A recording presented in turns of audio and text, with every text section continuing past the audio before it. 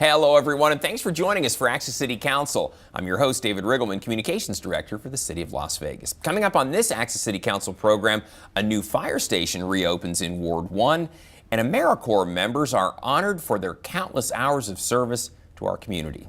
The councilwoman who represents Ward 1 and is our Mayor Pro Tem, Tarkanian, joins me now. Councilwoman, welcome back to the show. Always good to be here. How are you? I'm fine. I'm Good, fine. We've had good. lots of fun activities. We are. We're going to talk a lot about that today. A lot going on in Ward 1, a lot going on across the city. So, Right. The city's been busy. Ward 1 in the heart of it all. If you don't know where Ward 1 is, folks, we're going to show you out there. Councilwoman knows this like the back of her hand, but if you're not exactly familiar with Ward 1 and its boundaries, there they are. It's basically from US 95 south and then I-15 west, and you got a little finger that kind of sticks up all the way to Cheyenne, actually, there too. Yes. But basically, you run kind of along the south side, and then the west side of 95. 95 to Sahara. Right, exactly. And, So, I know you're really proud of this. You've been working on this for many a year.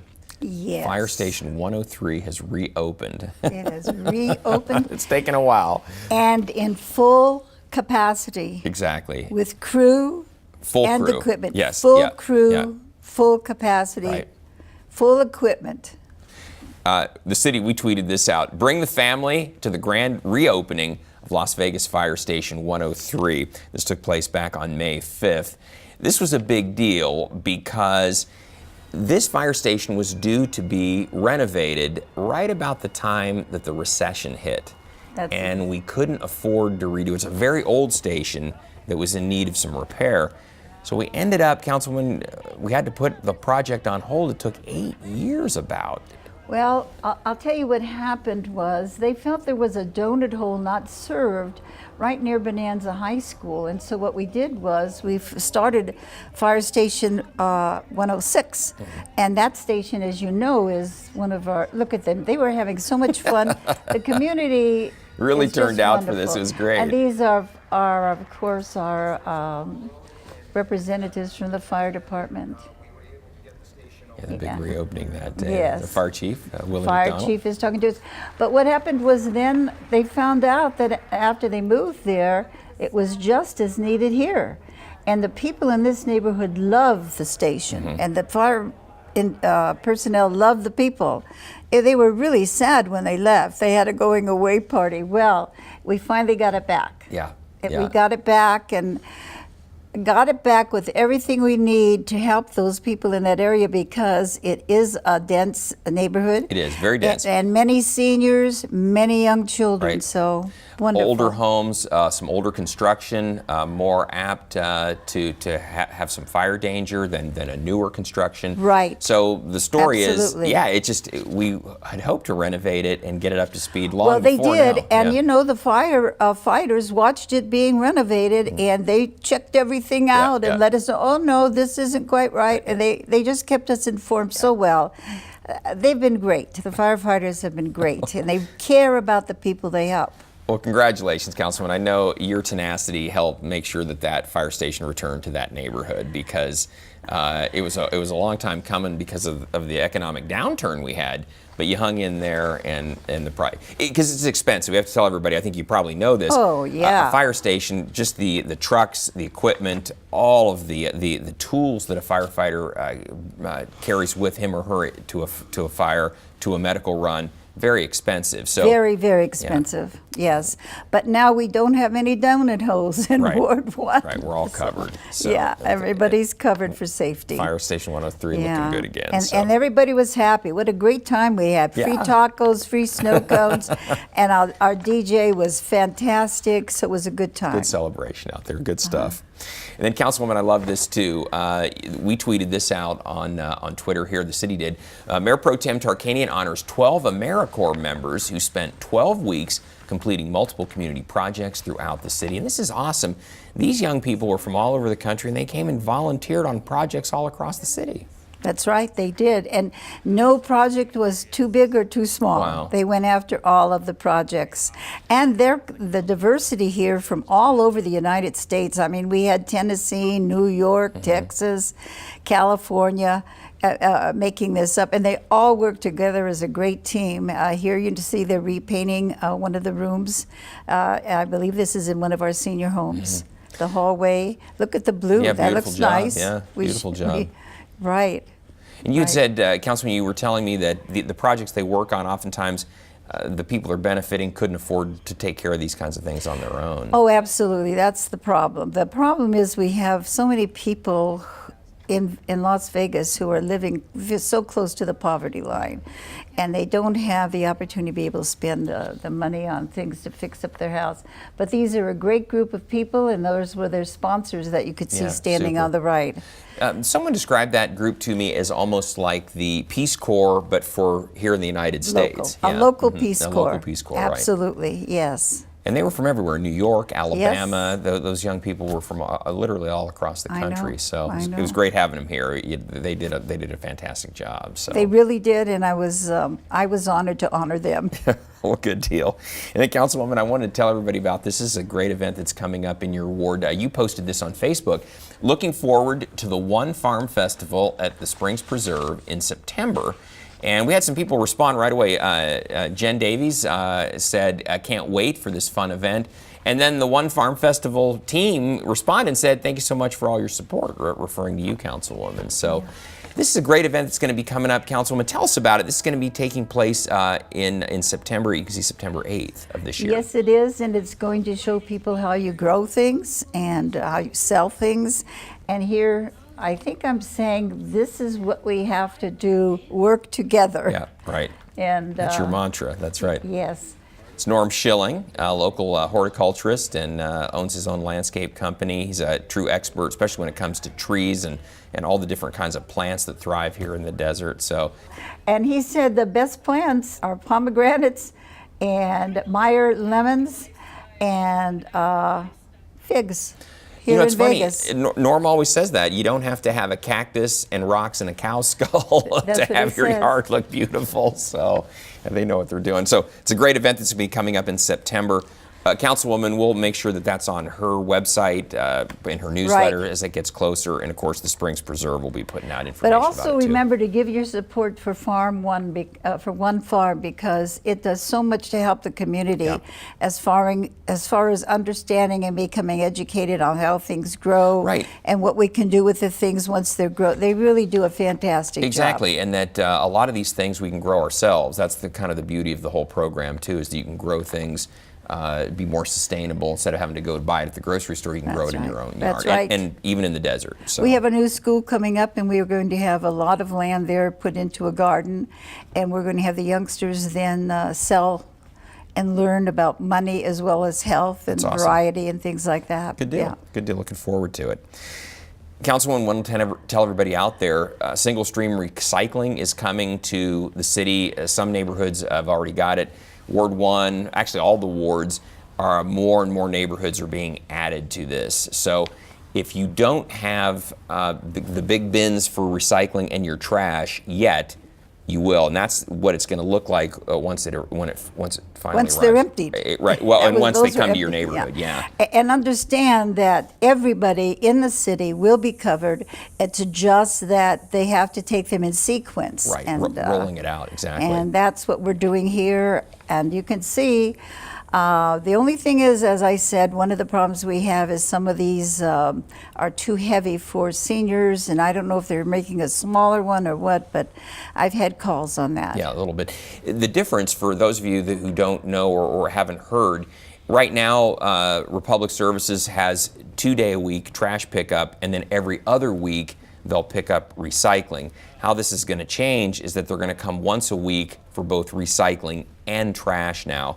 And the deal is you need to use those bins that we're showing there, Councilwoman's talking about, because the truck has an arm that lifts it and then dumps it into the truck, as opposed to someone getting out and doing it. If you don't use the bins, the trucks don't work. Right, and they're going to just pass you by. Now, you can still, on one of the pickups, I think it's once each month, you can put out heavier things, branches, if they're in a bundle, and things like that, or bags next to the bins. But that's only on believe it's 1 day a month, but Yes, they do, and they come in, and I will tell you, they do take the large pieces. I put out pieces I thought they might not take, but they did. They Exactly, take them, right. but it has to be on that 1 day. On that 1 day, exactly. So what will happen is you'll get a card in the mail saying this is when your neighborhood is going to switch over, and then the bins will arrive, and there's instructions on when your new pickup day will be. All that will be in the bins that are dropped at your house. So just be on the lookout. The instructions are great, and it's not difficult at all. No, it's not. No. The neighborhoods who have it, other than sometimes the seniors saying it's a little heavy, I think they like it. Our neighborhood, we still haven't gotten it yet, Councilwoman. We're waiting, but it's coming. So. Well, you know how it is. We're on the list, I know. You're on the list. You're on the list. Okay, very good.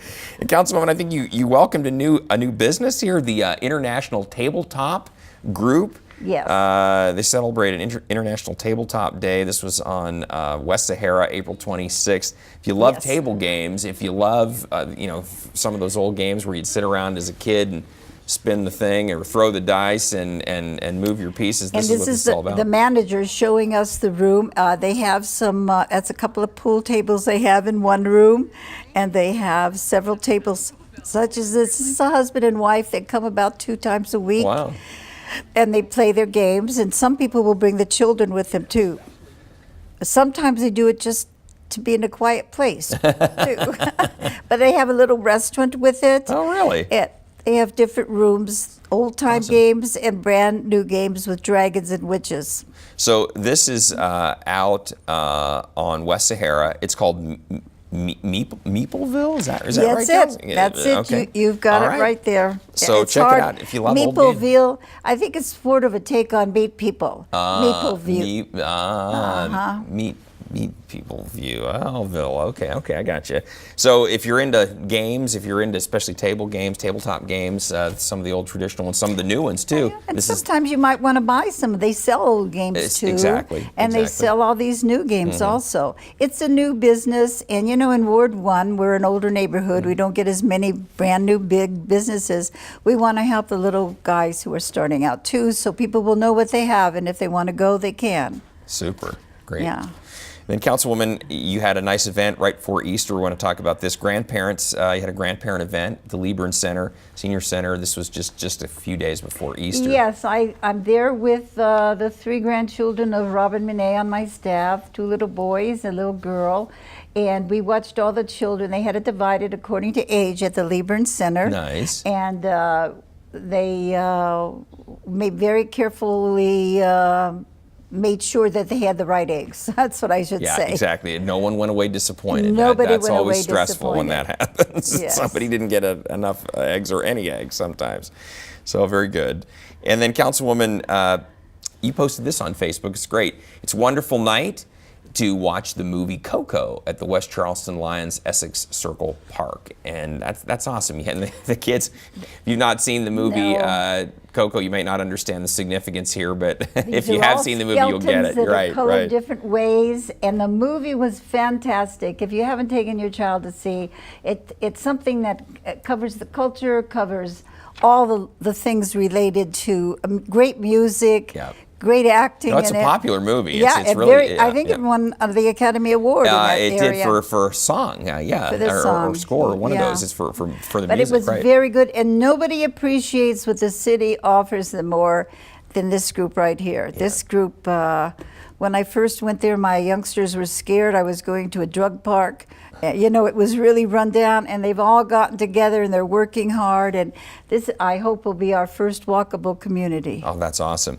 And if you missed Coco, don't worry, because we have other events coming up that you can at least participate in. And Right. tell Coco everybody. was going to be shown at some of the other wards, too. Yeah, true. And then you also have an event coming up on May 26th, the Float Like a Duck. This is an important event that we do each year. This is going to be Saturday, May 26th from noon to 4 at the Heinrich Water Park. This is the 4141 Meadows Lane. That's the YMCA there over on Meadows. And this is an important program, especially if you have young kids who are not swimming yet or going to be around water during the summer. Yes, and even if your child is swimming already, they teach you all the safety features there. Yeah. Of you know, how to grab onto the end of the Right. pool If you fall in. if you fall in, how not to jump in after your dog took the ball in the pool, things like that. Right. They teach all that, and they have this big slide too. That finally my grandson is going to be tall enough to go on. All right. He's all Disappointed. excited. It's like, oh, you're just a little bit too short. Sorry. yeah, that's what they say. Right. He says, I am too that tall. I know, not quite. He'll be this. He'll be Yeah, this this time year around. he will be, though. Exactly. Good deal. And that program too is free, is it not, Councilwoman? Oh for yes, people who want to come out? it's free. Yes, and usually we have several vendors there that give safety information, give information as far as all kinds of things that are available in the district.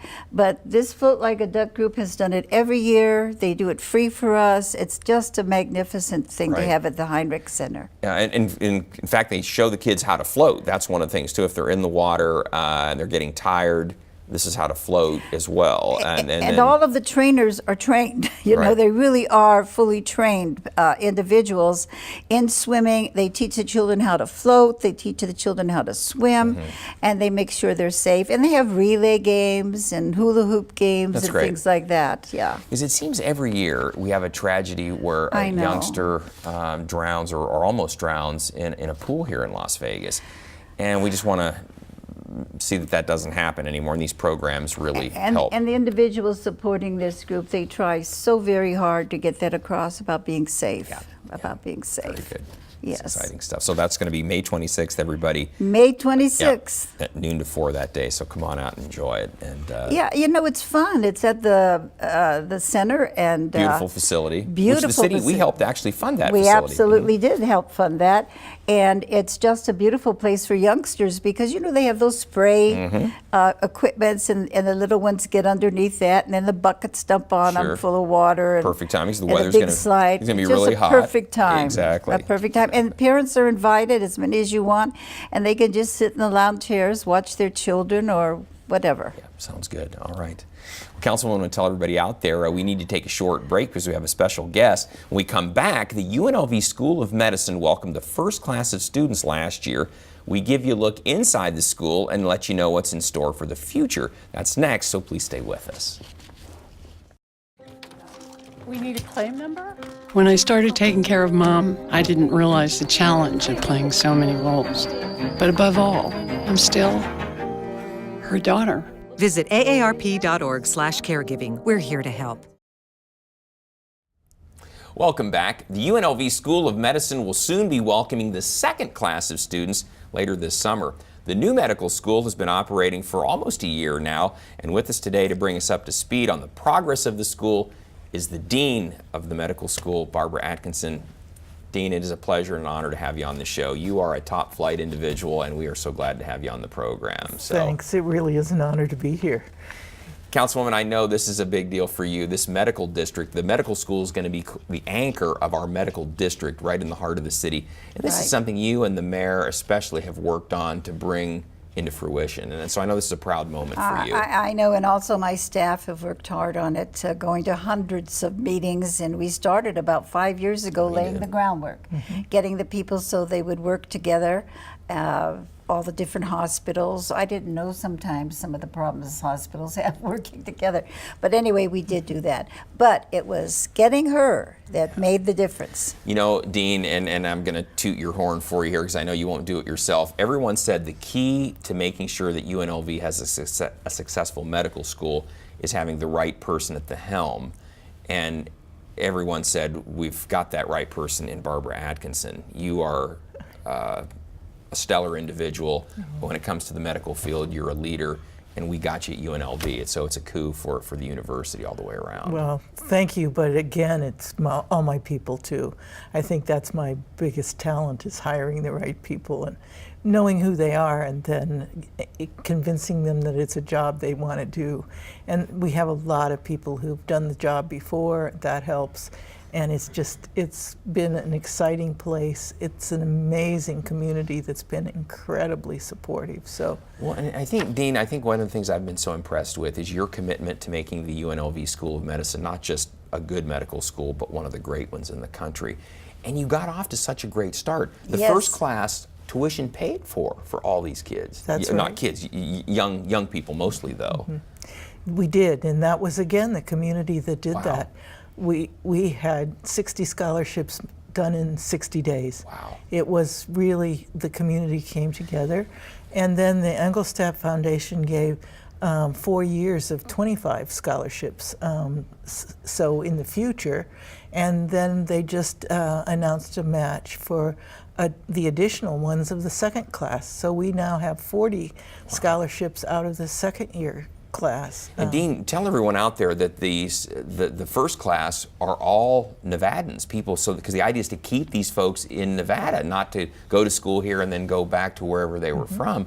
These are folks from here who hopefully will practice in our state. Absolutely, and that was one of the first things I heard when I interviewed people in the community, and I went around for 6 I know you months did. interviewing. And you won a lot of people over by doing that as well. Well, it was really listening to find out what the needs were, and the needs are getting the very best students and keeping them. Keeping them is going to happen because they're from Nevada to start with, and I think that's really key. Now we need to add residency programs Right. too, because that's the other way you keep them. You keep them as a medical student, then you keep them as a resident.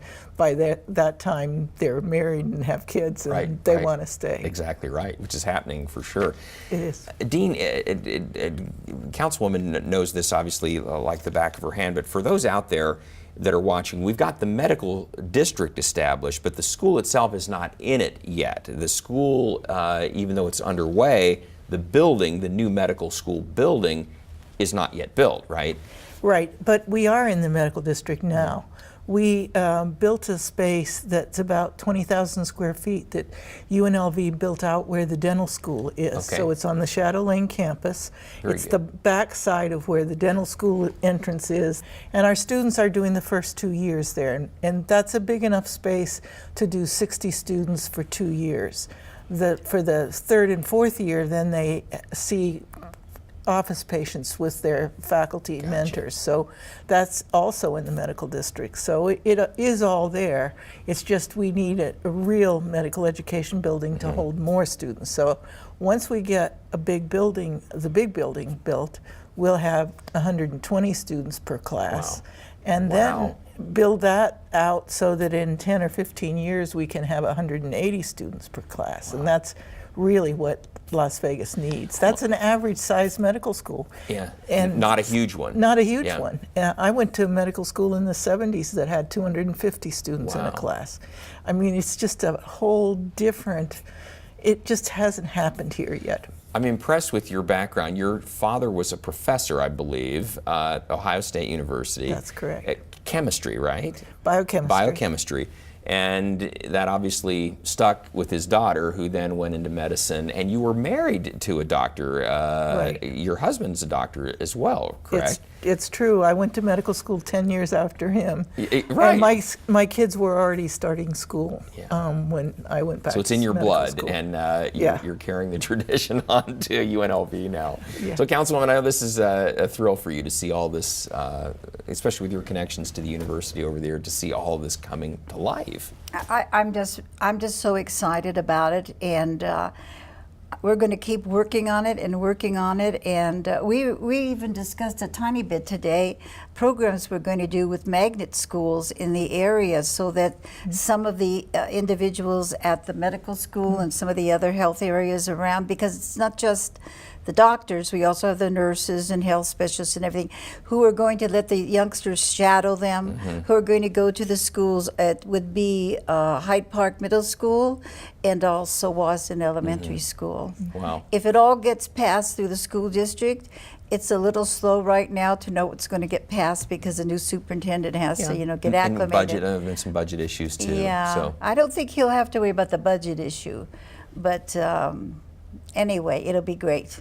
Well, that's super. And I Good. just say that our students are committed to community service. That's one of the things we look for in students, to pick them in the first place.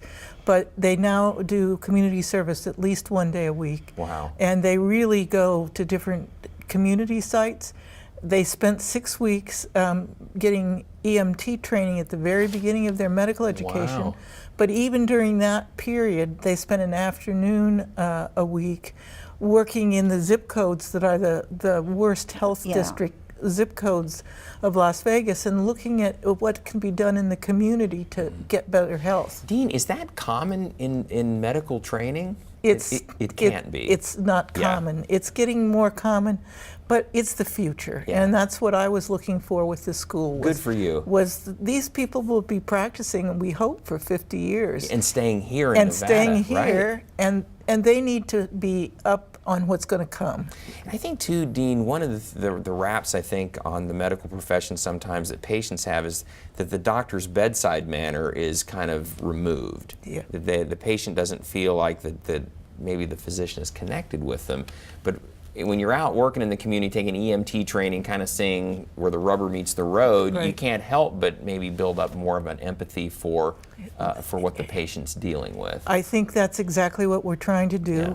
And we're trying to do more population health. Mm-hmm. That's rather than seeing a doctor on a fee-for-service one visit. Right, right. You want to keep them healthy and keep them out of the doctor's office, Right, except right. when they're getting... And I've heard you talk about that, which is that holistic medicine, that It is. approach to where you want to have a healthy lifestyle so that you're not having to go visit Yeah. the doctor as often. Yeah. And we're actually teaching that to the students right now. Yeah. So we have a wellness program because medical students actually have a terrible rate of suicide as they get older. Not so much during medical school, some during residency, and women in medicine in particular have Why a is that, terrible Dean? suicide. Is it because of the stress of the job? Well, people have talked about that.